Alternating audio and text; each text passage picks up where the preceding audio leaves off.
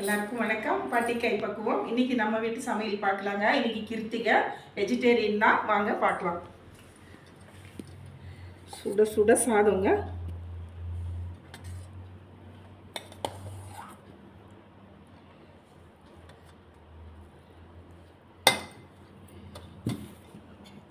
அதுக்கப்புறம் நூக்கல் சாம்பாருங்க. சூப்பராக நூக்கல் சாம்பார் வச்சாச்சு. அதுக்கப்புறம் வெண்டைக்காய் மசாலா. அதுக்கப்புறம் கேரட் பொரியல். கேரட் துருவி நல்லா பொரியல் பண்ணி வச்சுங்க இன்றைக்கி.